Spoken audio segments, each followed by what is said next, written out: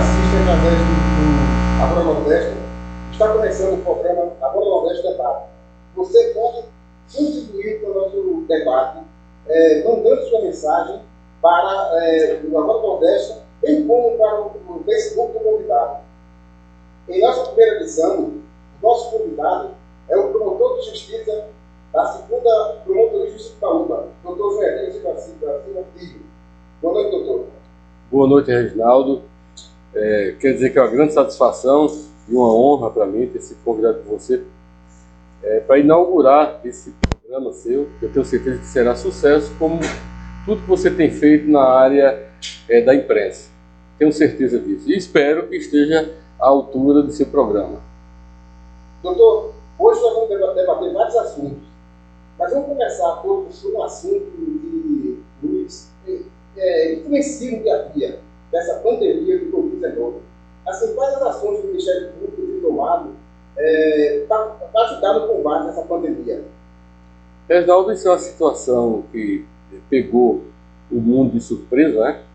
E todos sabem que começou lá na China e chegando aqui no Brasil, causou muitos problemas, até porque eu acho que nenhum sistema de saúde do mundo estava preparado para algo tão grande e tão desconhecido, né? E nós tivemos já muitas mortes, muitos desempregos, ou seja, um problema seríssimo. E o Ministério Público aqui do estado de Pernambuco foi pioneiro em adotar medidas, por exemplo, estabelecer um gabinete de acompanhamento dessa crise.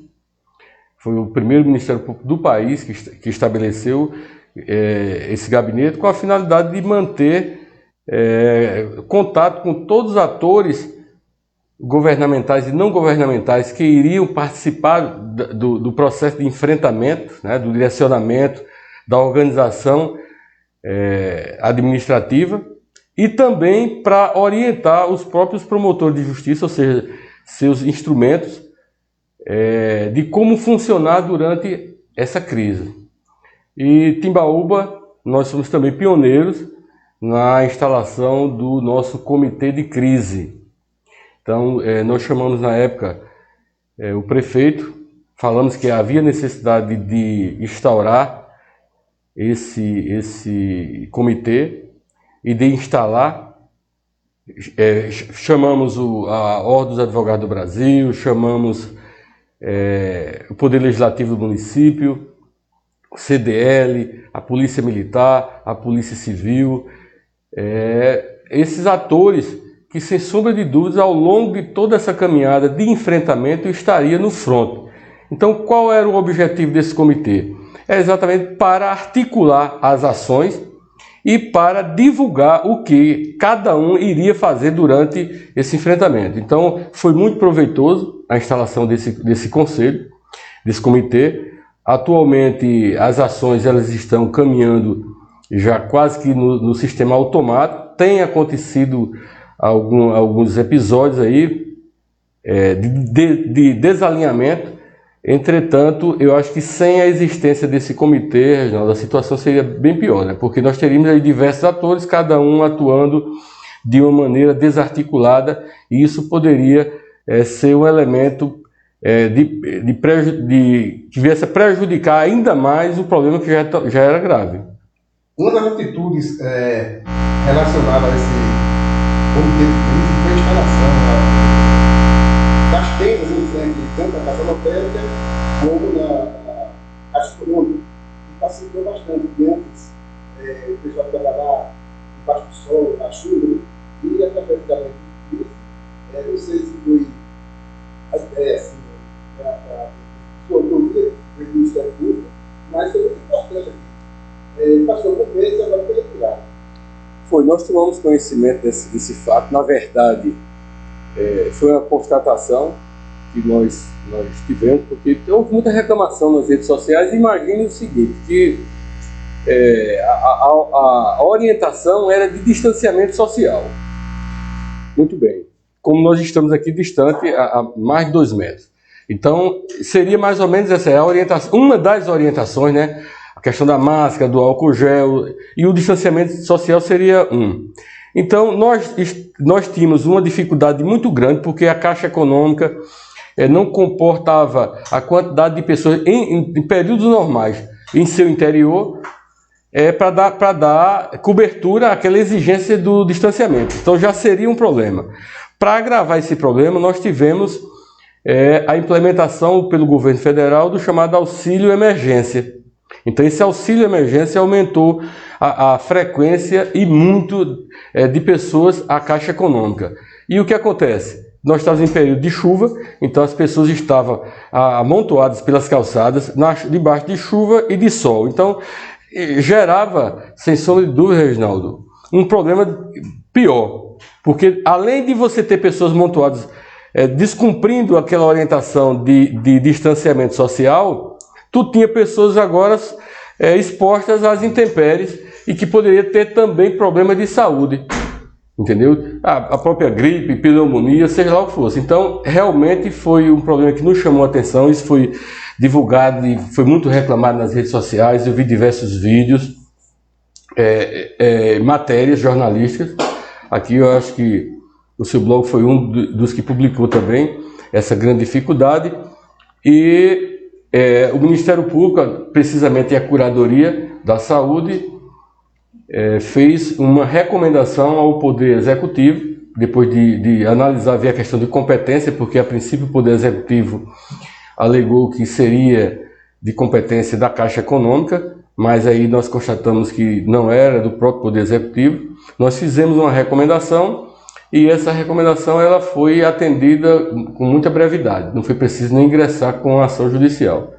Porém, como você está falando, há pouco tempo nós tomamos conhecimento de que houve tanta retirada das tendas como também das grades de proteção. Então, as pessoas ficaram não só expostas às intempéries, como também até a possibilidade de serem atingidas por algum veículo. Instauramos, com base nisso aí, um procedimento e daqui a pouco eu te falo como é que anda esse procedimento. Exatamente, essa era a pergunta que eu queria fazer. Existe algum procedimento para que volte, já que o auxílio emergencial por parte do governo federal foi prolongado até o final do ano? Foi. Nós tomamos conhecimento disso aí, averiguamos de modo formal, dentro dos autos, que tinha sido retirada as tendas, que tinha sido uma determinação do Poder Executivo local, já que ele tinha instalado as tendas e as grades. Nós fizemos uma investigação também e averiguamos que esse auxílio emergencial ele deve se prolongar no mínimo até o mês de dezembro, ou seja, nós estamos em setembro, né? Em setembro, então vejo que faltam alguns meses ainda. Então, o que é que nós estamos observando? Que essa quantidade de pessoas acima do normal que vão procurar a Caixa Econômica e a Casa Lotérica, ela vai perdurar até o mês de dezembro. Sem contar também que o estado de pandemia permanece, né? A decretação da pandemia no nosso país, ela permanece. Então, sob o ponto de vista da saúde, não tem razão para que essas tendas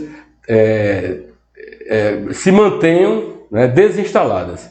O Ministério Público instaurou esse procedimento, já identificou, nós oficiamos ao Poder Executivo, o Poder Executivo já nos respondeu oficialmente, dizendo as razões pelas quais ele tinha sido determinada a retirada das tendas, e nós estamos aguardando um desfecho de uma ação que daqui a pouco nós vamos falar no final dela, que pode resolver essa situação. Se essa ação ela não resolver, o Ministério Público vai realmente ter que acionar o Poder Judiciário contra o município de Timbaúba para forçar a reinstalação dessas tendas.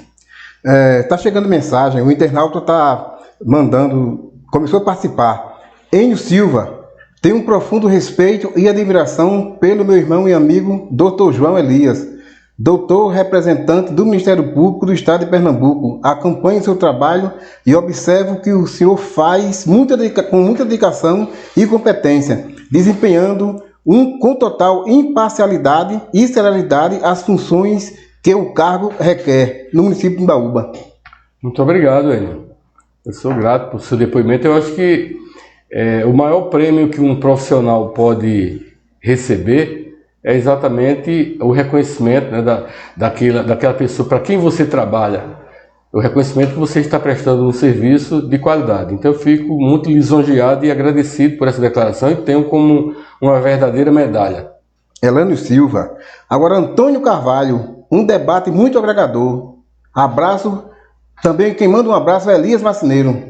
Ah, certo, Elias. Meu vizinho. Gente de primeira qualidade. Quando falar de Covid-19, antes da instalação do anexo UPA, que trata exclusivamente das pessoas infectadas, o senhor realizou uma inspeção na UPA para acompanhar de perto a estrutura da unidade de saúde e poder observar como estava sendo feito o atendimento e situação de trabalho. Foi, nós realizamos, como eu falei, dentro de minhas atribuições aqui em Timbaúba, eu quero até aproveitar a sua audiência, Reginaldo, e dizer que em Timbaúba não só tem o promotor de justiça João Elias, tem o Dr. Petrônio Halili Júnior, que também é promotor de justiça. Então as nossas atribuições aqui, elas são divididas. Então, por exemplo, patrimônio público, consumidor, meio ambiente, isso aí é tudo com o Dr. Petrônio. Hoje a minha área é saúde, educação, infância e juventude e direitos humanos. Então, eu quero logo dizer isso aí, né? Dentro dessas minhas atribuições, no caso da curadoria da saúde, caiu, veja só, a mudança foi há pouco tempo e de repente cai uma pandemia. Na verdade, eu estou fazendo um curso que desde que eu cheguei aqui em Timbaúba, eu atuava nessas outras curadorias e houve a inversão no final do ano passado. E eu, de imediato, estou fazendo praticamente um curso prático, que é enfrentar essa pandemia como curador da saúde do município de Timbaúba. E como curador, eu tenho que averiguar o sistema de saúde local, como está para enfrentar essa situação. Então, o único equipamento que nós tínhamos direto era a UPA. E nós estivemos na UPA em uma inspeção e conversamos lá com o médico, com toda a equipe que estava atendendo, visitamos, observamos os equipamentos, anotamos, fizemos anotações e identificamos que havia necessidade de algumas melhorias, tá certo? E essa inspeção culminou no ajuizamento de uma ação civil pública que culminou com a liminar do juiz determinando que o município de Timbaúba distribuísse gratuitamente toda a medicação para as pessoas que fossem constatadas na rede municipal como tendo sido contaminadas pelo coronavírus. Então, foi uma ação muito importante, isso eu quero destacar também. Não recebi nenhuma reclamação de qualquer cidadão que o município de Timbaúba, depois dessa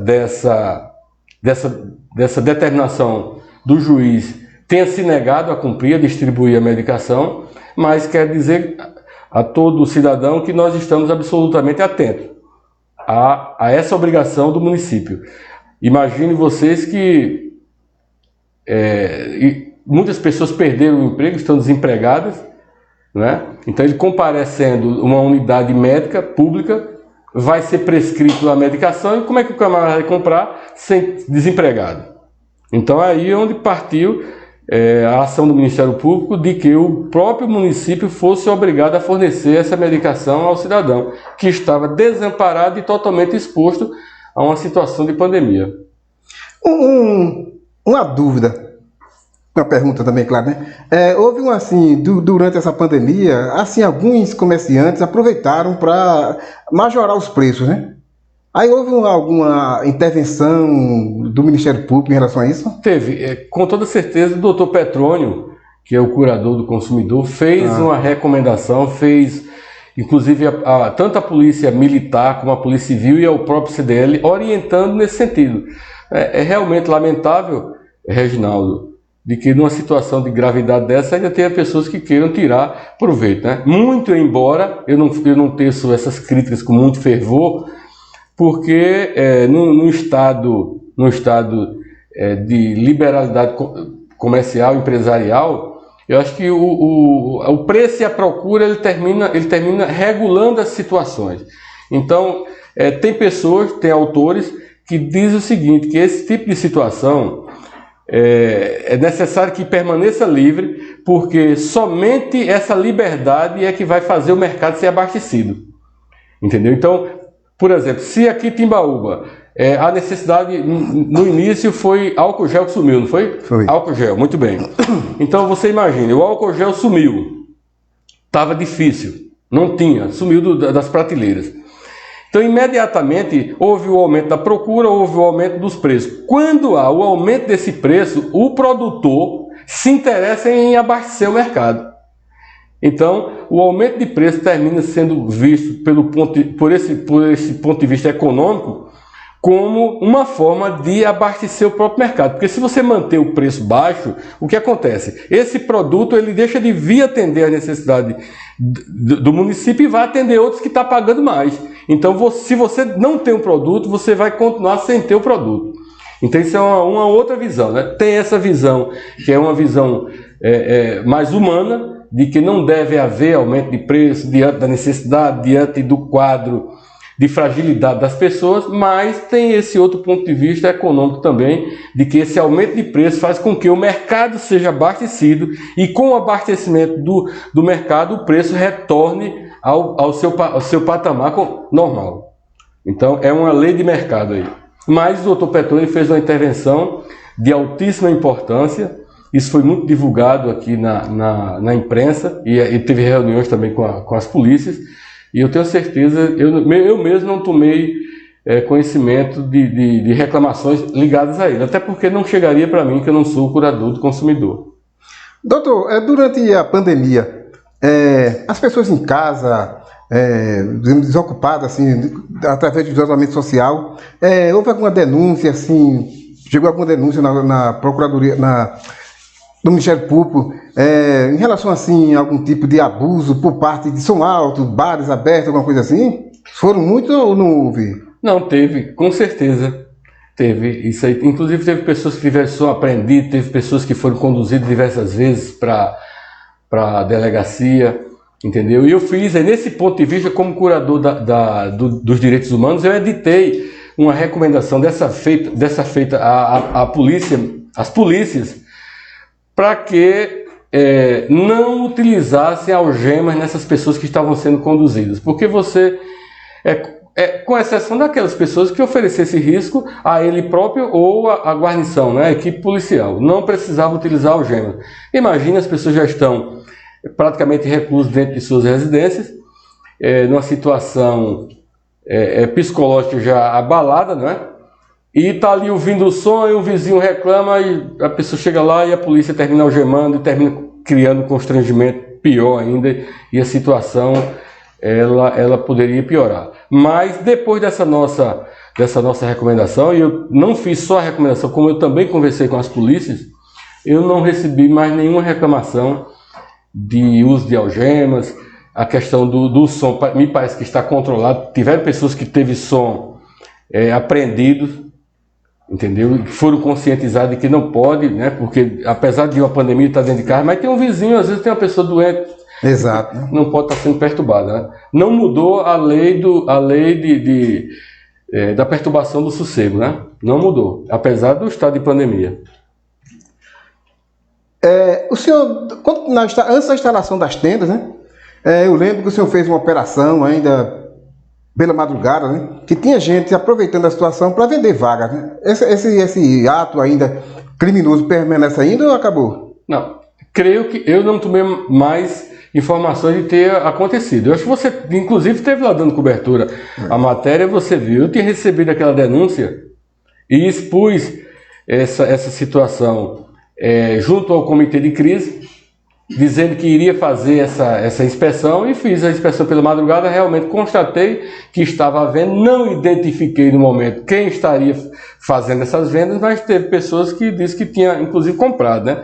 Tinha pago uma vaga lá. Mas nós conversamos com as pessoas que estavam lá no local, orientamos, dissemos que isso aí poderia caracterizar crime, inclusive de estelionato, né, que se isso acontecesse e a pessoa fosse denunciada, seria conduzida, seria autuada, e me parece que a situação foi controlada. Até o momento nós não tomamos conhecimento disso ter voltado a acontecer. Não estou dizendo que não está acontecendo. Agora, pelo menos, não chegou ao conhecimento do Ministério Público mais. Doutor João Elias, da 2ª Promotoria de Justiça de Timbaúba, na sua opinião, as autoridades estão acertando no combate a essa pandemia? É uma pergunta muito complexa de se fazer, de se responder, aliás. Fazer é fácil, de se responder. Veja só, fica difícil você dizer quem acertou e quem errou neste momento ainda, Reginaldo, porque sequer esse ser vivo, né, que está causando tantos problemas na humanidade, foi compreendido. Não é? Nós não sabemos sequer ainda qual é a forma que ele age. Não é? Logo no início disseram que ele causava pneumonia, depois passou a dizer que ele atacaria algumas células sanguíneas e causava trombos, e por isso que tinha problemas nos pulmões, e as pessoas pensavam que era pneumonia, mas que ele podia causar infarto, podia causar AVC. Então, até hoje, nós não sabemos precisamente, a ciência está estudando ele. Então, as autoridades têm procurado agir de acordo com o quadro que se apresenta. Então, o quadro se apresentando de determinada forma, por exemplo, o isolamento social, o uso de máscara. Tem muita gente que critica a questão do uso de máscara. O uso de máscara é eficaz ou não é? A questão do distanciamento social. Já tem pessoas que dizem que é inevitável que toda a população seja acometida. Nós só saberemos quem mais acertou, quem mais errou daqui a 1 ano, 2 anos. Mas eu tenho certeza de uma coisa, isso aí eu posso lhe garantir, que todas as autoridades, de todos os níveis, municipal, estadual e federal, o objetivo deles é acertar. O objetivo deles é acertar. Uns até se confrontando com as suas ideias, né? Um discutindo e rejeitando a ideia do outro, mas sob o ponto de vista daquele que tá fazendo crítica, está errado. Mas o outro que está implementando aquela ideia está certo. E quando é que nós vamos saber? Quando a gente descobrir como é o comportamento desse vírus, qual é o tipo de medicação que realmente é eficaz, né, na solução desse problema. A convivência do ser humano com esses seres vivos, ela é sempre complicada. Todas as vezes que há o chamado transbordamento, nós temos seres vivos convivendo aí com os seus hospedeiros, né? Milhões e milhões convivendo com seus hospedeiros. E convivem tranquilamente. E o que pode acontecer? Que mais cedo ou mais tarde há o chamado transbordamento, ou seja, aquele ser vivo que convive normalmente com o hospedeiro passa para a espécie humana. E ele, na espécie humana, ele não tem convivência. Quando ele entra em contato com o ser humano, um dos dois vai sofrer, ou talvez até deixar de existir, vai morrer. Então, nesse caso, o coronavírus, realmente, ele veio com uma gripe espanhola, com uma peste bubônica, né, que matou milhões de pessoas na Idade Média, dizimou 1/3 da população da Europa. Então, de vez em quando isso está acontecendo agora e com certeza vai voltar a acontecer. Porque nós temos aí quantos milhões de hospedeiros? Nós temos os insetos, nós temos os animais, né? Nós temos os fungos, nós temos diversos outros tipos de seres vivos que podem carregar outros que não aceitam conviver conosco. E mais cedo ou mais tarde há esse chamado transbordamento e em contato conosco vai realmente causar problemas. Mas o ser humano, nós estamos estudando a ciência.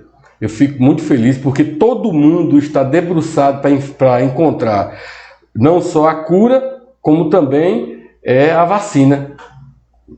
Isso aí. E encontrando isso aí, será uma grande felicidade. Inclusive já tem várias em estado avançado, né? Tem. Nós temos uma vacina russa, né? Nós temos uma vacina americana. A chinesa? Temos a chinesa. Tem uma que está no estágio 2 já foi testado na segunda fase. Eu acredito que até dezembro, algum país desse aí vai anunciar uma vacina, vai atestar dizendo que a vacina é eficaz. Estão assistindo o programa Marta Queiroz e Marcone Peixoto, o Coca. Assistindo também Gildete Ferreira. Diego Trajano dos Santos diz: vamos liberar tudo? Doutor, vamos mudar um pouco de assunto agora, né? Pois não. Vamos falar de política. Muitas pessoas falam, né, que detesta política, que política é só para político, que não gosta de política por causa da corrupção. Mas, do seu ponto de vista, qual a sua opinião da política na nossa vida, na vida do cidadão comum? Olha, não existe vida em sociedade sem política, né, Reginaldo? Então é impossível. Quando a pessoa diz assim, eu detesto política, eu não quero saber política, ele já está fazendo política. Já é uma forma de fazer política. Qual seja, não se envolver com a chamada política partidária, né? É uma forma de fazer política também. Mas a política, ela é inerente à convivência social. Porque você, por exemplo, você tem sua família. Dentro de sua família existe uma tratativa política de convivência. Existe uma questão de hierarquia, de disciplina, de organização, de funcionamento de sua casa, de toda a sua família. Então é política. Agora, a política que se trata aí, que as pessoas falam que não tem interesse, que não gosta, é a chamada política da organização do poder, né? Do poder. Então, esse tipo de política é que realmente causa problemas mais graves assim, de repulsa na sociedade, a partir do momento em que o cidadão muitas vezes não se vê representado pelo político que foi eleito. Mas eu tenho dito a muitos amigos o seguinte: o pessoal diz, olha, mas o político ele é errado, ele comete falhas, ele é corrupto, ele é isso e aquilo.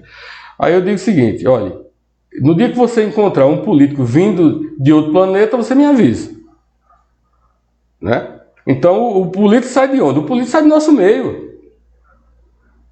O político sai do nosso meio. A Bíblia diz que o mundo tem o governo que merece, é mais ou menos isso aí. Então, se você reclama dos políticos, mas se você não tem também uma conduta para que haja uma mudança, então você termina contribuindo para que aquela situação, aquela insatisfação, ela perdure. Então, quando eu digo assim, olha, eu não quero saber de política, eu estou dizendo o seguinte, que o quadro que aí está, que não me interessa, ele pode permanecer.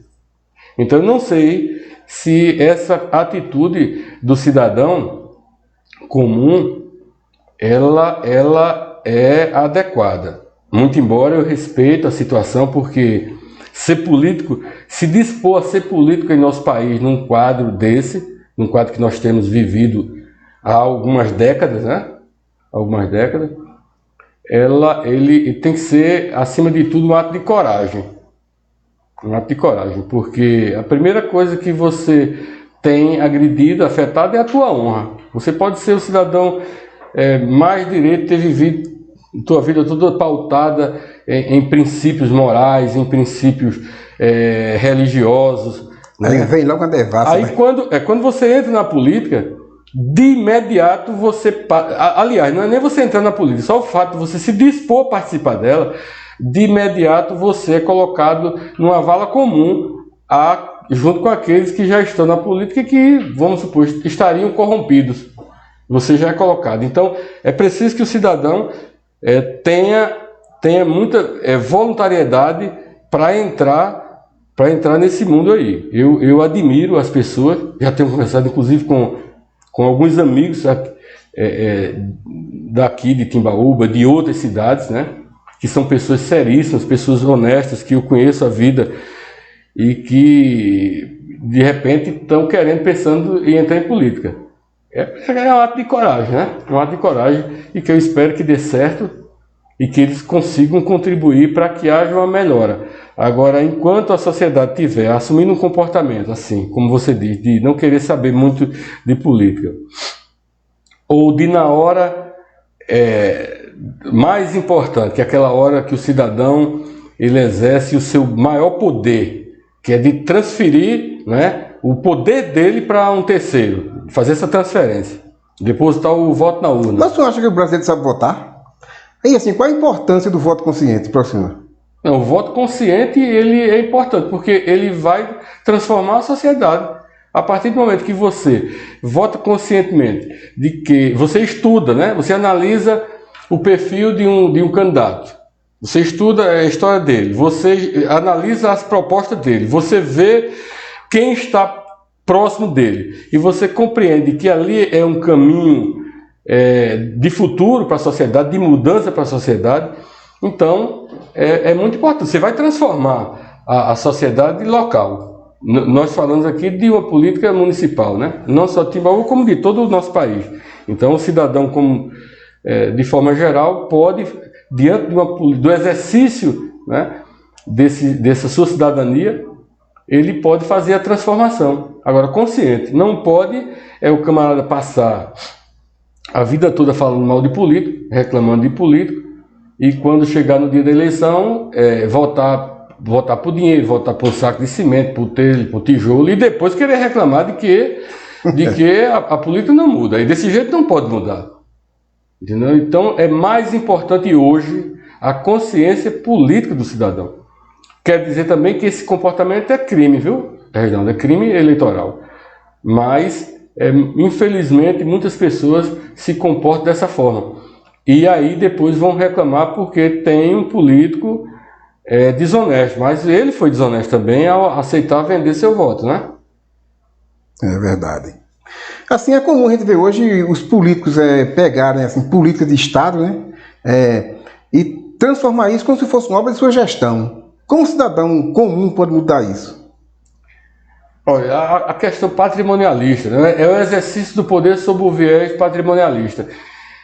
Difícil, porque o nosso país ele veio de uma colônia e nós somos, por exemplo, nós somos divididos em capitanias hereditárias. Essas capitanias foram doadas, depois nós tivemos o período dos coronéis, entendeu? Aonde a administração pública sempre foi exercida no nosso país como sendo algo muito pessoal, algo meu, entendeu? Então, a mudança disso aí advém de uma administração técnica. A partir do momento que as pessoas souberem identificar quem são as pessoas realmente capacitadas, porque uma coisa interessante, Reginaldo, é que a vitória política, né, você alcançar o sucesso político, nem sempre tem a ver com a competência ou com a capacidade de gerenciamento, de gestão. Não tem a ver. A vitória política tem muito mais a ver com a questão de simpatia, entendeu? Dessa conquista, dessa relação interpessoal mais ativa. E tem pessoas que, infelizmente, por mais capacitadas, por mais preparadas que sejam, ela não tem essa simpatia, não recebe essa simpatia do público e terminam entrando pessoas que não são preparadas. Mas aí eu volto a dizer, você pergunta como é que o cidadão pode contribuir para mudar esse quadro? É votando consciente. É você votar numa pessoa, não porque o camarada está sorrindo, está dando com a mão, está dando beijo em cabeça de menino, tá em velório. Rapaz, a gente observa no nosso país, o cara indo para velório, o cara não conhece nem a família. Aí quando chegar a pedir eleição, os camaradas em velório, entendeu? Dando tchau, apertando a mão de todo mundo, sendo sorridente, simpático, entendeu? E muitas pessoas entram nisso aí e terminam votando por essas circunstâncias. Então o voto consciente é você analisar tudo isso aí como algo positivo, mas também ver a capacidade, não é? Aquele velho ditado que nossos avós diziam, né? Observe com quem anda, que eu direi o quê? Quem é esse? Então você tem que analisar o grupo também. Com quem essa pessoa está andando? Quem é o grupo dessa pessoa? Porque se você pode dizer que a Alibaba é santo, né? Andando com 40 ladrões é impossível, né? Entendeu? Então, aí onde está? É complicado, entendeu? O voto consciente, eu acho que é a saída do nosso país. Nós vamos alcançar essa maturidade. Eu estou observando isso aí. Na última campanha nacional, aqui eu não estou julgando método, mas nós tivemos um rompimento, né, de um quadro político, né? Nós tínhamos um quadro político que já durava mais desde a época de Fernando Henrique Cardoso, né? Nós tínhamos um quadro político. A redemocratização, né? Desde aí, de repente, a sociedade diz assim, não, eu quero outro sistema, e muda. Então isso aí você vê o quê? Você vê uma conscientização política. Agora, se vai ser melhor ou pior, não sei. Aí nós vamos ver, né? Mas que você observa que houve uma mudança do cenário político. Então, quando você pergunta, o cidadão está preparado para votar, já é um bom sinal. Porque quando o cidadão, agora, né, nós tivemos há pouco tempo o rompimento de um sistema, de repente isso pode se espelhar, né, o rompimento do sistema, desse sistema que nós temos vigente no país, né, do patrimonialismo, da compra de voto, né, da conquista pelo sorriso, pelo aperto de mão, pelo tapa nas costas. Nós podemos romper com isso aí e observar para uma administração técnica. E eu penso que é algo importante. Penso que é algo importante, que é necessário. Nós estamos avançando como sociedade em desenvolvimento. Não é possível que a gente vai passar mais 5 séculos num sistema patrimonialista. Não é possível. Temos que mudar. Recentemente nós vemos nos telejornais, né, nos jornais, né, na internet, escândalos, corrupção na política. O senhor acha que isso não é um incentivo para que as pessoas votem sem consciência? Não, eu quero dizer... A pergunta assim, resumindo, que os políticos deveriam dar exemplo para o cidadão ou ao inverso? Olha, eu vou dizer o seguinte, hoje eu estava lendo uma matéria muito interessante. Até a instalação da Operação Lava Jato, nós tínhamos uma recuperação de capitais aqui no Brasil por conta de crimes, ou seja, de corrupção, na ordem de 45 milhões. Certo? Na ordem de 45 milhões. E resultado, em 4 anos de Operação de Lava Jato, nós tivemos 19 bilhões de recuperação de ativos. Então, em 4 anos, parece, Reginaldo, que os políticos viraram tudo corrupto de uma vez, de 4 anos, né? Dá a impressão de, rapaz, como é que pode de repente ter tanto corrupto de uma vez só?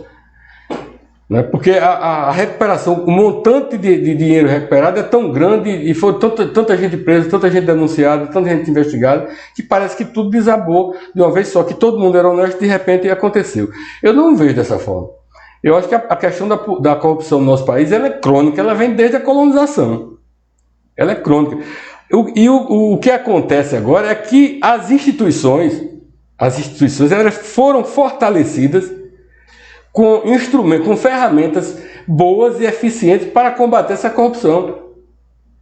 Muito embora eu lamento que nos últimos tempos nós tenhamos sofrido baques, por exemplo, a lei do abuso de autoridade, a questão do juízo de garantias, tudo isso aí foram baques que afetaram os ataques que nós estamos observando a Operação Lava Jato, que é uma operação marcante para o nosso país como de enfrentamento à corrupção. Ali é um marco, é como se fosse o divisor de águas, né? O que antes e depois da Lava Jato. Então nós estamos vendo os ataques à Lava Jato, que isso também aconteceu na Itália, na chamada Operação Mãos Limpas. Logo depois daquelas ações, toda a operação sofreu muito. Nós tivemos juízes lá, os promotores que foram mortos, explodiram ruas para matar promotores lá, por conta daquela operação. Graças aqui ocorreu mais tranquilo, né? Graças a Deus não ocorreu dessa forma aqui e espero não acontecer, porque todos os profissionais que estão atuando ali, que atuaram ali, são grandes profissionais. Eu tiro o chapéu para todos aqueles profissionais, o Dallagnol, o Dr. Sérgio Moro e outros procuradores ali, outros delegados da Polícia Federal que atuaram. Eu conheci delegados aqui que inclusive fizeram curso comigo, que atuaram, não é? E são grandes profissionais que não merecem uma situação dessa. Bilionários presos pela primeira vez, né, no Brasil. Né? Exatamente. Então, veja só, não é para desanimar. A nossa sociedade, diante disso aí, não é para desanimar. Nós estamos mostrando o seguinte, há uma vontade das instituições de que esse quadro mude. E o que é que nós precisamos? O que é que o Ministério Público precisa? O que é que a Polícia Federal precisa? A Polícia Militar, a Polícia Civil, os tribunais de contas, o que precisa? Apoio popular. Porque a nossa Constituição diz o quê? Que todo o poder emana do povo, né? Tá certo que nós estamos numa democracia representativa. Não é o povo que vai exercer esse poder diretamente, é através de seus representantes. Mas quando o povo se mobiliza, Reginaldo, quando o povo sinaliza positivamente, então você termina inspirando todas as autoridades a continuar naquela luta, porque é uma luta para salvar o nosso país, para transformar o nosso país. Não é uma luta contra um partido, não deve ser encarado como uma luta contra um partido político, contra um grupo político, contra a pessoa A ou B. A nossa luta é contra a corrupção, é contra as organizações criminosas que se instalaram em diversos locais, inclusive dentro da política. Não está só dentro da política, inclusive dentro da política. Então o cidadão, nesse momento aí, deve realmente buscar ajudar, não deve desanimar. Porque se está aparecendo essa quantidade de corruptos aí, é porque está sendo investigado. Não significa, repito, que não existiam. O problema é que não era investigado porque as instituições não tinham equipamentos. Equipamentos que eu digo não é equipamentos físicos, mas é a legislação, né? O nosso arcabouço jurídico era muito fraco, nós não tínhamos. A justiça só tinha alcance do ladrão de galinha, né? É verdade. Só tinha alcance. Quando o Ministério Público foi equipado com ferramentas eficientes, aí se partiu realmente para a investigação. E a Lava Jato é o marco, ela é o divisor de águas. Eu não acredito que a gente possa nem manter uma eficiência conforme foi a Lava Jato, mas também voltar para o que é, não volta. Mas ela tem um prazo determinado. Desculpa. Ela tem um prazo determinado? Veja só, ela é renovada pelo Procurador-Geral da República, tá certo?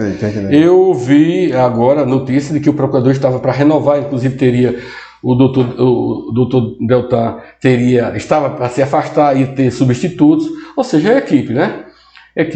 Ele é o marco, mas eu acredito em todos os membros do Ministério Público do nosso país, Reginaldo, entendeu? Eu não acredito que a Operação Lava Jato vai deixar de existir por conta da saída de um membro, de forma nenhuma. Nós temos procuradores altamente capacitados, temos promotores que realmente, muitas vezes eu me sinto muito pequeno perto de outros colegas que eu tenho, né? De capacitados, com vontade, guerreiros realmente. Então esse pessoal aí vai dar continuidade a esse trabalho, sem sombra de dúvida. Podemos até, como eu digo, por conta da retirada de algumas ferramentas, a gente não ter o mesmo nível, mas está dentro do processo democrático, né? Essa retirada não foi à força, foi dentro dos princípios legislativos. Então nós temos que respeitar, as instituições têm que se adaptar a essas mudanças para procurar uma forma de trabalhar diferente e de acordo com a lei. Edson José Oliveira da Silva. Boa noite, doutor João Elias. É um absurdo ver Timbaúba do jeito que está por causa de um presidente da Câmara e seus aliados deixando a cidade parada como está desde ontem. Tudo fechado e os pais de família com seus trabalhos suspensos por causa de uma pessoa que trava tudo na nossa cidade. Timbaúba não pode parar. Fernando Silva está assistindo, manda um abraço, senhor. Josemir Francisco, nós somos seres políticos. Concordo, Josemir. Isso mesmo. Somos seres políticos. Não tem como viver longe da política, né? O comentário deu um mote para a gente mudar. Continuando na política, mas vindo aqui a questão local, né? Para a nossa localidade, Timbaúba, nossa cidade. Está havendo um desentendimento entre o Poder Executivo e o Legislativo por conta de um projeto de remanejamento.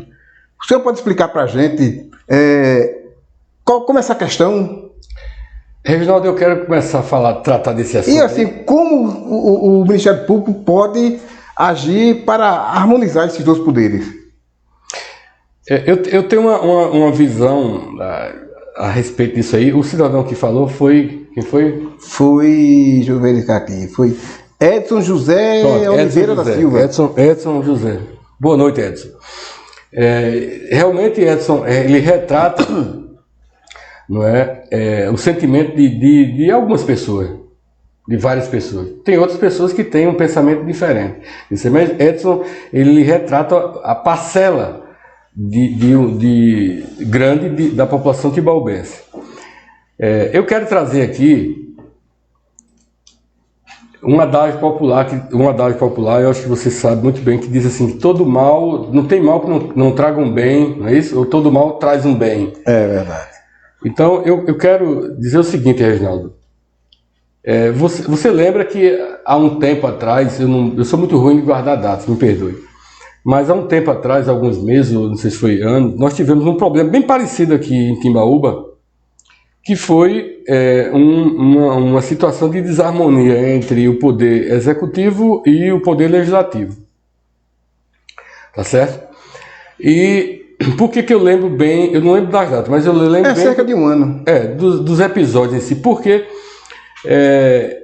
essa desarmonia é um problema, tá certo? E a forma, na época, como se tentou resolver o problema, terminou gerando um outro problema. E naquela época, gerou um problema tão grave que terminou tendo que entrar Ministério Público, aí a Polícia Civil, a Polícia Militar, a Procuradoria, o Tribunal de Justiça também foi acionado. Olha, mexeu com o Estado todo, com a estrutura do Estado quase todo, o problema que houve aqui em Timbaúba.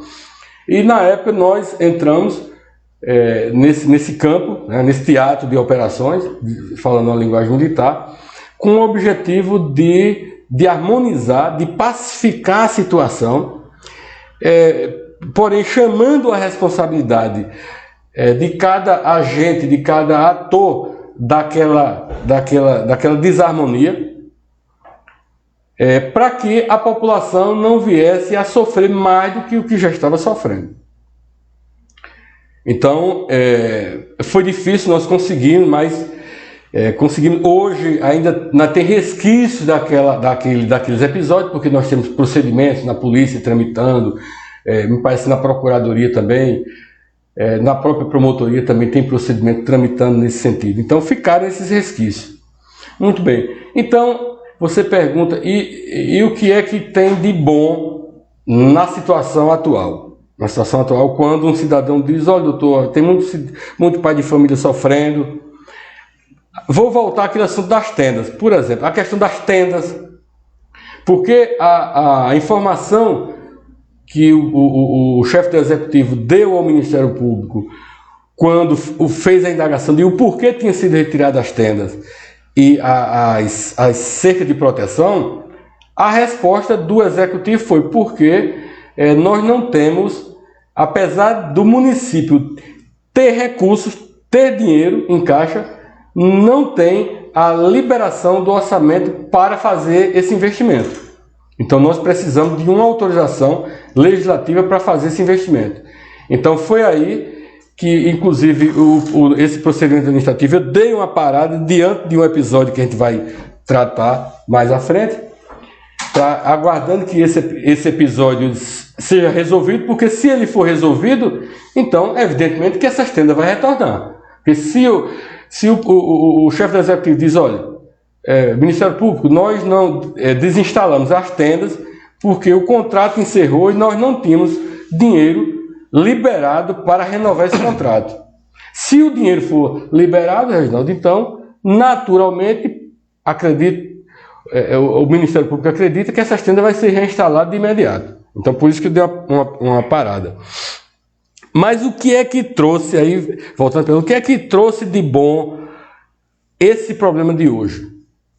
Foi o seguinte: o enfrentamento dessa desarmonia, que me parece semelhante à anterior, está sendo de uma forma agora sim, dentro dos padrões do Estado de Direito, dentro das relações republicanas, aonde o Poder Executivo, insatisfeito com a forma com que o Poder Legislativo está operando, ele invoca a intervenção do Poder Judiciário, pedindo que o Poder Judiciário faça esse chamado controle externo, né? E aí vem o artigo 5º, inciso 35 da nossa Constituição, quando diz que lesão ao direito ou ameaça de lesão ao direito, qualquer ela, quando é levada ao conhecimento do Poder Judiciário, o Poder Judiciário tem o direito e o dever de assim agir.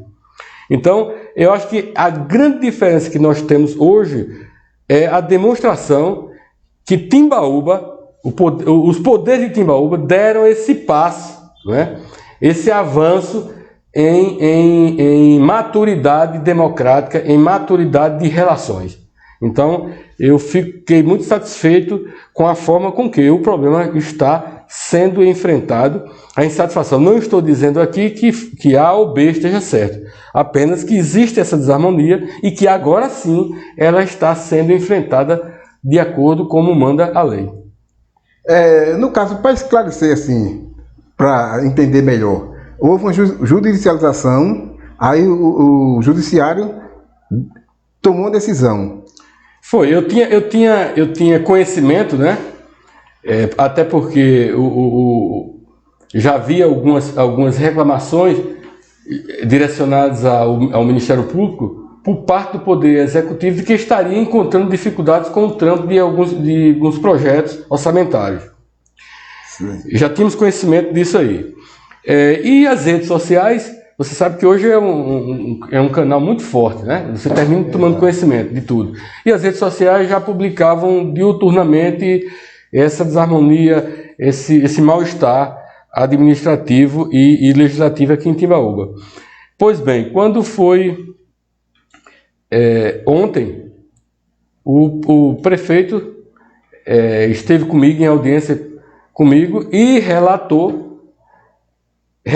inclusive foi dar resposta ao procedimento que eu falei sobre as tendas. Ele foi dar essa resposta também, levando o documento de resposta e dizendo que, diante daquela situação, tinha ajuizado um mandado de segurança para a tentativa de superar aquela dificuldade. Eu fiquei satisfeito porque já é um desdobramento, que é um avanço grande, né? Nós aprendemos, Timbaúba amadureceu, isso é ponto positivo para toda a cidade de Timbaúba, não é? E ele falou sobre os argumentos eram isso aí, dos quais prazos vencidos, prazos procedimentais vencidos. No caso, a retirada das tendas foi devido o contrato assim que tem encerrado. Foi. O prefeito alegou que a retirada de toda a estrutura de proteção, seja as tendas e as grades, tinha sido por conta de ter sido vencido o contrato e ele não tinha a garantia, apesar de ter dinheiro, mas ele não tinha garantia orçamentária para dar cobertura a ele honrar um contrato futuro. Tá certo? Então, nós mantivemos contato com o juiz, porque ele informou qual era o juiz e, por coincidência, foi distribuído para a segunda vara. E a distribuição é automática. Nós não temos qualquer controle disso. O judiciário não tem. Caiu para a segunda vara. Eu mantive contato com o juiz e o juiz disse que realmente tinha sido ajuizada. Inclusive havia um pedido liminar e que o juiz estava debruçado sobre aquela liminar porque realmente as alegações eram de que tinha serviços de saúde paralisado, limpeza pública estava paralisada, tinha pessoas que tinham o contrato de trabalho suspenso, entendeu? É algo muito grave, né? Imagina uma cidade dessa sem o recolhimento do lixo, algum serviço de saúde paralisado durante uma pandemia.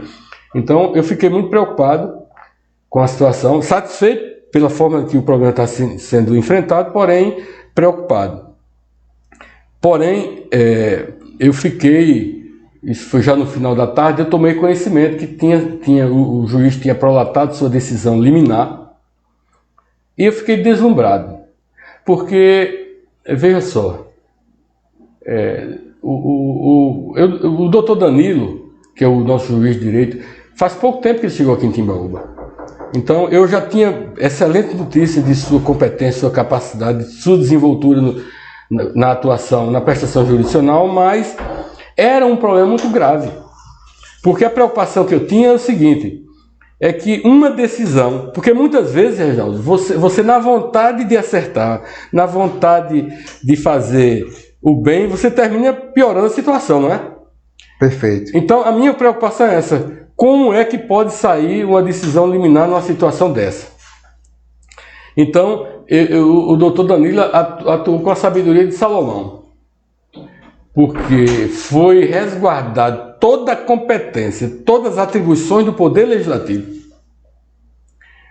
E ele informou exatamente o ponto crucial. Havia um erro em procedendo. Qual era o erro em procedendo? É que tinha um prazo para julgamento, para decisão da Câmara em relação ao projeto enviado pelo Poder Executivo e que esse prazo tinha se expirado sem esse pronunciamento. Então, quer dizer que o tempo da decisão tinha passado da Câmara votar ou colocar em pauta, já havia... Isso, já tinha se expirado. O juiz identificou esse ponto aí, que foi o que decidiu, foi o ponto crucial da liminar. O juiz entendeu, olha, o ponto que deve ser observado é que o prazo, o poder legislativo tinha o prazo de tantos dias para decidir e não fez até então.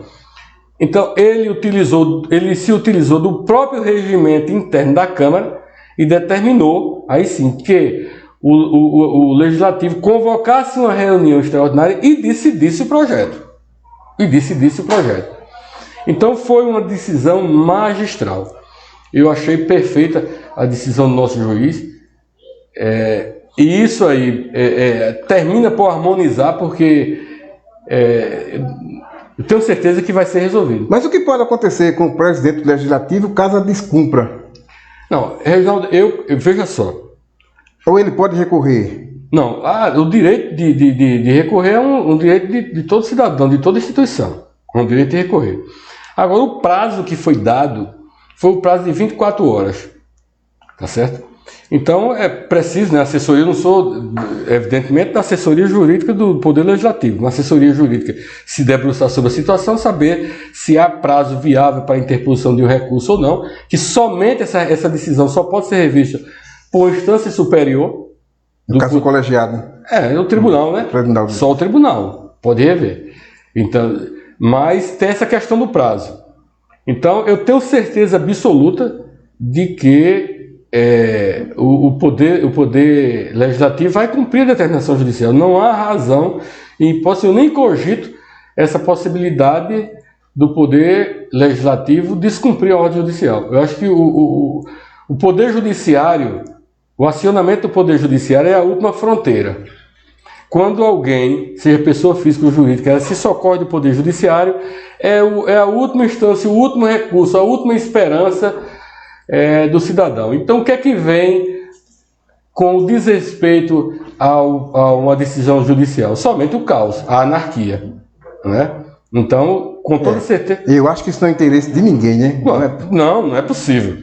Não é possível. Eu acho que todos os poderes, todas as instituições de nosso Estado, no nível de democracia que nós temos, né? Na força do nosso Estado de Direito, nós não vamos permitir, em hipótese nenhuma, um desrespeito a uma decisão judicial. Entretanto, está escrito, está de forma patente lá, as consequências do caso de descumprimento, que eu não acredito.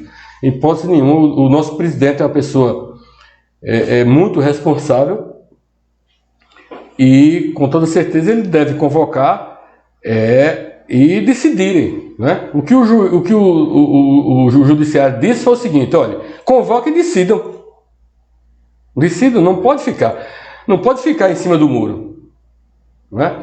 Aí nos bancos tinha até uma anedota na época de acadêmico de direito que alguém contava o seguinte, que na época dos coronéis, um juiz de uma cidade do interior recebeu uma causa e disse para o autor: não, o senhor tem razão. Muito bem, o senhor tem razão. Aí quando chega o réu apresenta seus argumentos e você tem razão também. Aí qual a decisão? Empatou.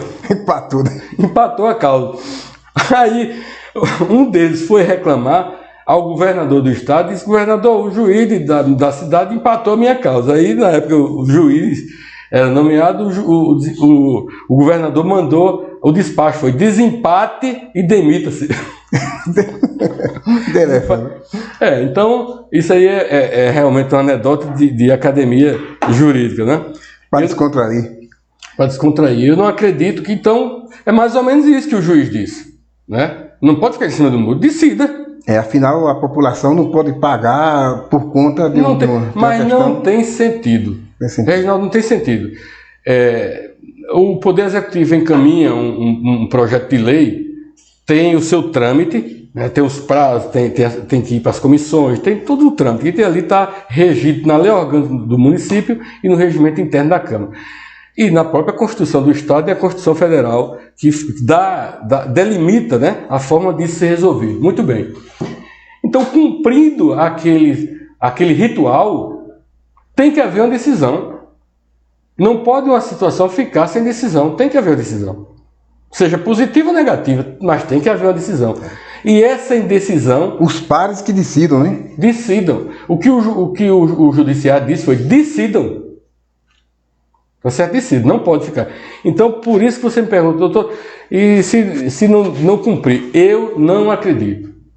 Em hipótese, eu não acredito. Eu tenho certeza que o presidente é uma pessoa capacitada, não é um vereador de primeiro mandato. Exatamente, ele vai passar por um novo julgamento nas urnas daqui a pouco mais de 2 meses. Não é um vereador de primeiro mandato, muito experiente, entendeu? Sabe como funciona a coisa e vão decidir. É só isso que o judiciário quer.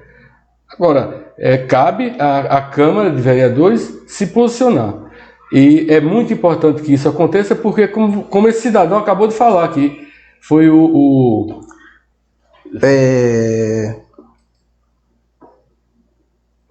Depois eu digo. Pronto. O cidadão acabou de falar que tem muitas pessoas prejudicadas, né? Pai de família precisando de lista aqui. Quem? Edson. Foi o Edson falou. Tem muito cidadão precisando, né? Daqui a pouco é cidade nossa tomada de lixo. Daqui a pouco você procura um posto de saúde, não tem a pessoa para atender, por exemplo, né? Então, isso não pode acontecer. O senhor acha assim que, apesar do clima estar ficando acirrado, né? Teremos uma eleição tranquila? Nós precisamos separar duas coisas. Eu acho que aí é onde está a confusão. Nós precisamos separar a gestão, né, a administração pública, da política eleitoral. Eu creio, Reginaldo, que essas duas situações não devem se misturar, principalmente num momento como esse. Porque se misturar, termina quem sai prejudicado é o povo. Entendeu? Quando alguém, para fazer política positiva ou para fazer política negativa, utiliza a gestão pública como instrumento. Então, isso aí, quem termina se prejudicando é o povo. Então, é muito interessante que a administração pública ela permaneça blindada a respeito de uma campanha política eleitoral, para que os serviços essenciais, para que os serviços públicos tenham continuidade. Não pode ser interrompido por conta de campanha. E a campanha política, aqui em Timbaúba, você conhece muito mais do que eu como funciona. Eu não acredito que vai ser nada diferente de anos anteriores, né? Sempre tem as reclamações. Eu não sou promotor eleitoral dessa próxima eleição, mas toda eleição tem reclamações, né? Reclamações de diversos grupos. As reclamações vão acontecer, mas está aí o Poder Judiciário, o Ministério Público para investigar, o Poder Judiciário para decidir. E eu acredito no nosso sistema de justiça. Caroline Araújo, ótimo trabalho, pai, sempre nos deixando orgulhosos. É minha filha. Sua filha? Lá está em João Pessoa. Assistindo. Um abraço e um beijo grande, inclusive para minha netinha Cecília também. Severino Cesário, ótimas palavras. Marta Queiroz, gosto de política e nós brasileiros somos inteligentes. Votamos consciente. Votando consciente é o sinal de inteligência e não vendo meu voto. Dr. João Elias respondeu todas as perguntas quando ele falou no voto consciente. Temos que observar a índole dos candidatos. Enio Silva, o PROCON Paraíba fiscaliza supermercado com suspeitas de preços abusivos em João Pessoa. Não seria interessante uma campanha de iniciativa do Ministério Público sobre essa problemática que atinge a todos, principalmente as classes menos favorecidas? Romulo Brandão está nos assistindo.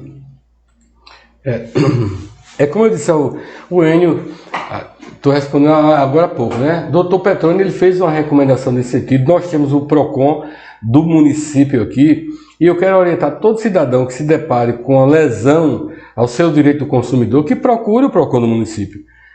E nós temos também a curadoria do consumidor. Eu tenho no meu Instagram, no Facebook também, ali todos os canais de reclamação. não está havendo o atendimento presencial, mas todos os canais, nós temos o WhatsApp, nós temos o sistema, que é o site, nós temos o Disque Denúncia, que é o nosso 127, e são todos gratuitos. Então é fazer a denúncia. Como eu falei, estamos nos aproximando de um pleito eleitoral. Nesse momento que Timbaúba passa, esse enfrentamento, digamos assim, entre os dois poderes do município, né? Qual o conselho que o senhor dá para o cidadão comum?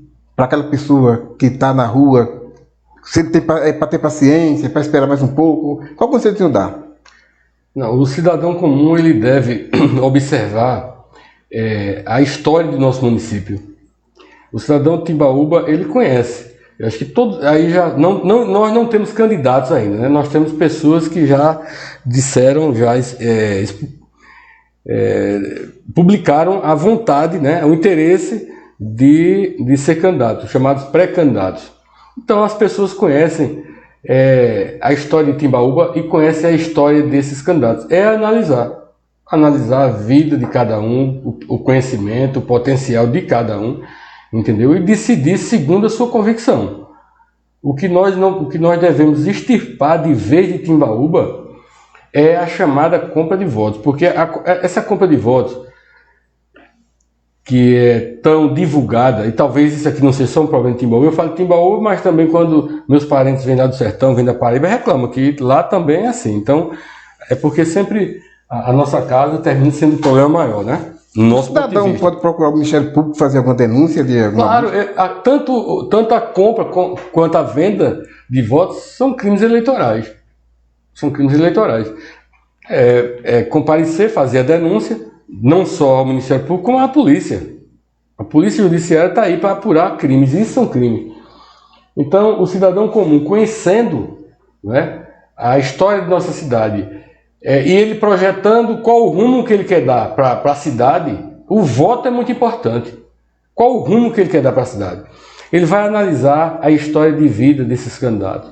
Ele vai analisar, como eu falei novamente, quem está próximo, qual é a sua estrutura, quais são as propostas. Né?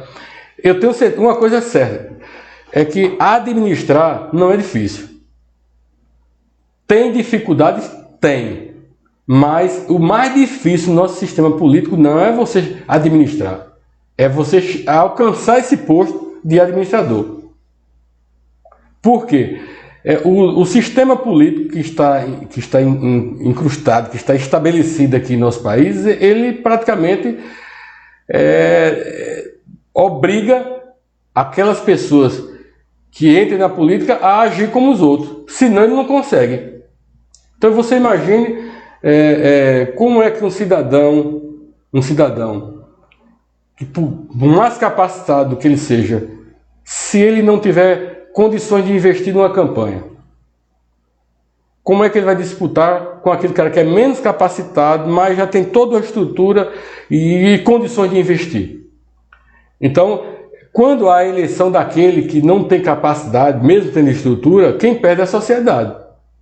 Então, se você tirar o elemento que está prejudicando aí, é exatamente essa questão da capacidade financeira. Se você tornar a questão da capacidade financeira menos importante, menos relevante para o sistema, então tu vai dar acesso a pessoas mais capacitadas, sem sombra de dúvida. Tá muito bom o debate, mas a hora está chegando, infelizmente o tempo passa, né? Suas considerações, por favor? Só antes, a promotoria de Timbaúba já está atendendo presencialmente? Não, Reginaldo, nós não temos orientação ainda. A Procuradoria está atenta e sempre lançando, né, as suas resoluções, as suas instruções normativas. E, por enquanto, o atendimento não é presencial ainda. Estamos atendendo pelos sistemas online, que inclusive está publicado tanto no meu Facebook quanto também no meu Instagram. As mensagens continuam chegando. Marta Queiroz enviou mais uma mensagem e fez apelo, para fazer um apelo, para o senhor falar sobre o desabastecimento d'água em Timbaúba. Ah, certo, desabastecimento d'água. Eu quero dizer a Marta que o início das investigações foi comigo, porque na época eu era curador do consumidor. mas no final do ano passado houve essa mudança. Nós tínhamos um procedimento instaurado, estávamos em processo de investigação. Aliás, realizamos 10 inspeções em toda a estrutura de abastecimento de água, não só da zona urbana, quanto também da zona rural. Identificamos problemas de curto, de médio e de longo prazo, dificuldades de curto, médio e longo prazo e soluções também de curto, médio e longo prazo. Daí nós tivemos reuniões com o presidente do Poder Legislativo local, com o presidente do Poder Legislativo estadual, com o presidente do Poder, com o chefe do Poder Executivo, tivemos com o nosso procurador, tivemos com a presidência da Compesa e fizemos a entrega de um relatório mostrando ponto a ponto aonde estavam todas as deficiências. Porém, eu quero dizer a Marta que Timbaúba, eu quero dizer não só a Marta, como a todo cidadão que está me assistindo, Timbaúba tem um problema gravíssimo, que se fosse apenas, Reginaldo, de insuficiência de água, eu estaria até mais tranquilo. Mas não é. O problema de Timbaúba é da qualidade de água, da qualidade do fornecimento de água. Nós temos aqui os distritos de Catucá, de São José do Livramento, Vila Cruangi e Queimada de Cima e do Meio. Infelizmente, a qualidade da água que está sendo fornecida para esses 4 distritos é uma água sem tratamento algum. E nós temos uma região, somos parte de uma região endêmica da cistosama. E o que eu me preocupei foi porque algumas pessoas, estou aqui há 18 anos, e muitas pessoas que eu conhecia, por exemplo aqui, Toninho Barbudo, Aneilton, que é irmão de Newton, né? De Newton da Bolsa. Sei quem é. Não é? Almani. Foram pessoas que vieram a óbito aqui com problema de cirrose. E tem muitas pessoas aqui. Nós tivemos meu amigo e irmão, Reginaldo Pessoa, que é diretor da rádio 9FM, que teve um problema de fígado, teve que inclusive fazer o transplante. Então nós temos muitas pessoas aqui acometidas dessa cistosama. Entendeu? Então, e a cistosama, a transmissão é água. É água. Foi isso que eu falei quando eu estive com a presidente da Compesa na época lá. E disse a ela disse que tinham realmente, porque o Ministério Público tem briga com a Compesa em todo o estado. É a primeira coisa que eu quero dizer para a Marta. Em todo o estado, não é só problema de Timbaúba, todo o estado há uma briga tremenda de Ministério Público com Compesa, por conta do desabastecimento de água. Mas eu disse isso à presidente da Compesa, que Timbaúba é diferenciado dos outros municípios, porque Timbaúba somava um problema sobre esse da água, que era a questão da qualidade de nossa água. Nós temos pessoas, eu quando fiz a inspeção, rapaz, foi a água que me chamou mais atenção, foi a água da Vila Cruangi. A água da Vila Cruangi, olha, não precisa ser técnico, nem exame, nem de exame técnico para ver que aquela água ali é imprópria para o consumo humano. A água de São José do Livramento, uma água amarela, cheia de partículas, de São José do Egito, ali Catucá. Não, da Vila Cruangi, a de Vila Cruangi, a água parecia lama, fedia, a lama de porco. Aí eu fui no local de captação da água, aí vi que tinha um monte de possível instalada na região. Então, essa água está sendo captada das possíveis praticamente. E vai direto para o consumidor sem tratamento. Aí vai, lançada numa caixa, da caixa bota no sistema para chegar na casa do povo. Aquela água nem para lavar a casa do povo presta.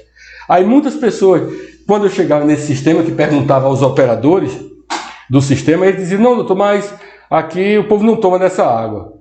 Eu digo, e qual é o sistema que abastece? Não, aqui o povo compra em carro-pipa. A pergunta que eu faço é a seguinte, e quem não tem dinheiro para comprar do carro-pipa? Como é que vai fazer? Qual é a garantia que nós temos de que as pessoas não estão consumindo aquela água?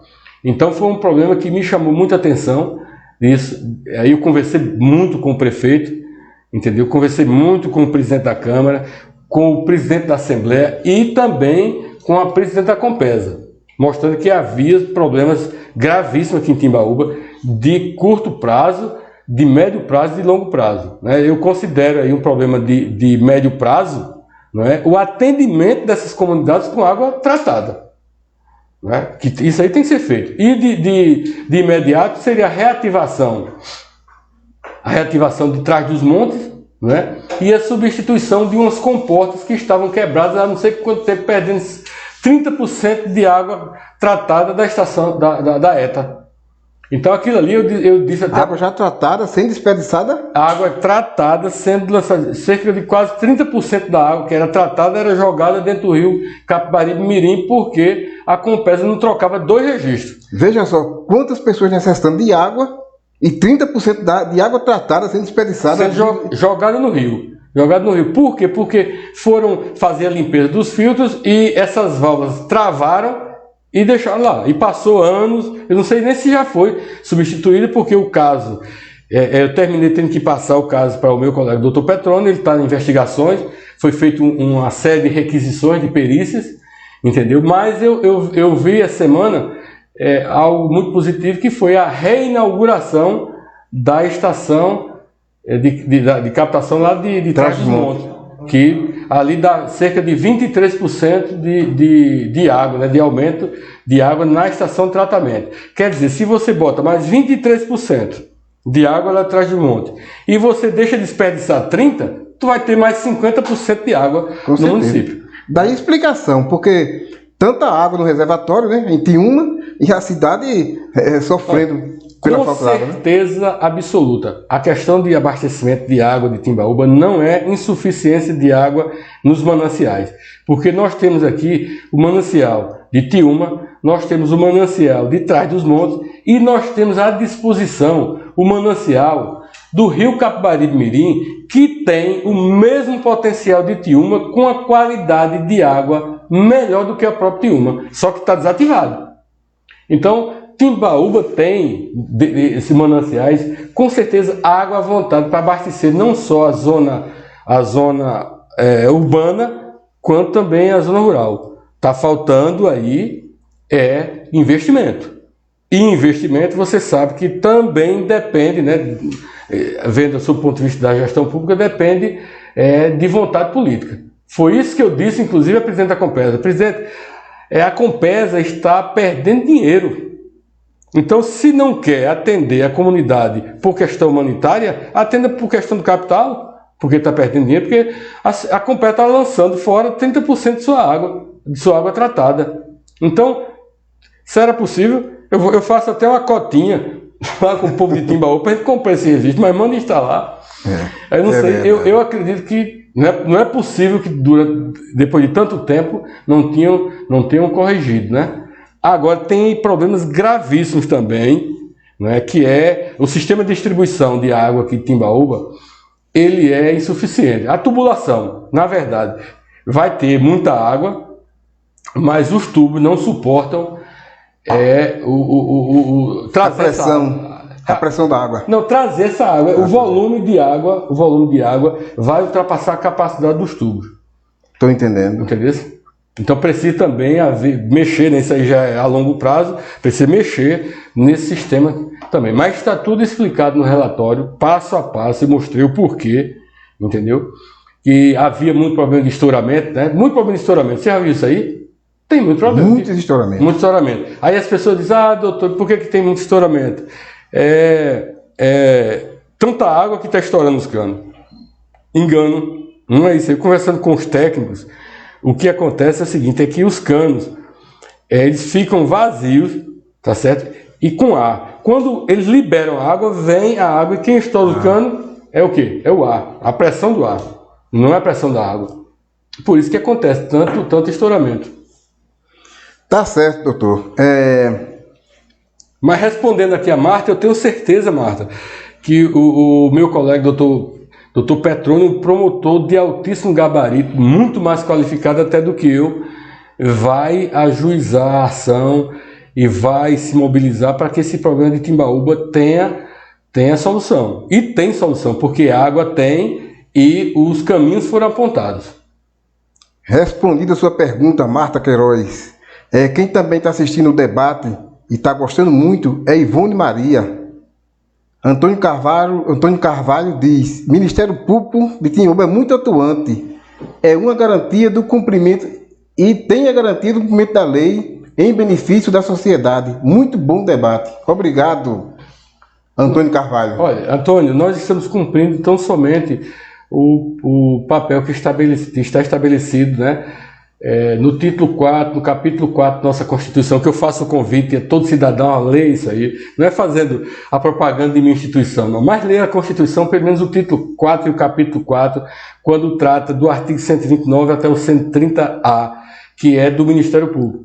Ali você vai encontrar o que é o Ministério Público, as funções do Ministério Público. E o que nós estamos fazendo é somente o que está escrito no artigo 129, a defesa dos interesses sociais e individuais indisponíveis. Eu acredito que o Ministério Público, atualmente, a sociedade não mais permite um promotor de justiça tão somente dentro de gabinete. Ele tem que estar ligado diretamente com a sociedade para sentir quais são as necessidades da sociedade e fazer a articulação da implementação dessas políticas públicas em favor da sociedade. Então, é a forma como eu atuo, né? E essa condição nos é dada pela independência funcional que nós temos, Reginaldo, que está lá no artigo 127, que diz o seguinte, que cada representante dessa instituição, ele é livre para dizer o direito segundo os fatos, as provas e a norma. Ou seja, nem mesmo o nosso Procurador-Geral, ou o Presidente da República, ou seja lá quem for, pode interferir na atuação de um membro do Ministério Público. Seja ele do Estado, do Distrito Federal, do Trabalho, Ministério Público Militar, Ministério Público Federal ou Ministério Público dos Estados. Então nós temos essa independência para fazer análise dos fatos, das provas e das normas e dizer qual é o direito. E isso aí é muito importante para o cidadão. Ter um Ministério Público absolutamente independente, que não tenha, que não seja subordinado, né, na hora de dizer o direito a quem quer que seja. Nós temos instâncias recursais até de mudar a nossa posição. Né? Eu posso tomar uma posição aqui em Timbaúba e haver um recurso e o procurador lá no Tribunal de Justiça ter uma posição completamente diferente da minha, divergente da minha. É normal isso acontecer. Eu já tive posições, por exemplo, quando eu atuava lá na comarca de Salgueiro, no Sertão Central, que eu tomei uma posição, um colega promotor que me substituiu dentro do mesmo processo teve uma posição diferente. A esta posição diferente o juiz seguiu. Quando chega no tribunal, o procurador que atuou no caso seguiu aquele mesmo entendimento. Aí o juiz inclusive me ligou: você está perdendo de 3-1, porque já tinha a posição do colega que me substituiu, nós tínhamos, ele tinha ainda a posição dele e a posição do procurador. E quando vai para julgamento, nós vencemos por unanimidade. Aí eu liguei para ele e disse: olha, o que vale é a posição final. E a posição final foi que eu estava certo no caso. Mas essa independência é quem favorece a própria comunidade, né? O promotor de sua comarca, ele não está subordinado na função. Nós somos subordinados administrativamente, do ponto de vista administrativo, à nossa procuradoria. Mas no exercício da função não somos subordinados somente à Constituição, à norma, à realidade dos fatos e às provas. Muito obrigado, doutor João Elias. Foi um debate muito enriquecedor. Eu tenho certeza que o internauta que nos assistiu, que nos acompanhou até agora, também gostou. O convite está feito para, em outra oportunidade, o senhor vir aqui novamente para debatermos outros temas, talvez. Tá certo, Reginaldo. Eu agradeço o seu convite e eu espero ter contribuído, porque a missão foi muito difícil, né, de inaugurar esse programa. Eu tenho certeza que vai ser um sucesso absoluto. E pronto, estamos à sua disposição. Quero deixar aqui a mensagem para a comunidade de Timbaúba, que se tranquilizem, porque o Ministério Público está absolutamente atento a todas as situações, né, e que nós pregamos o respeito à ordem democrática, ao Estado de Direito, né, a independência e a harmonia entre os poderes.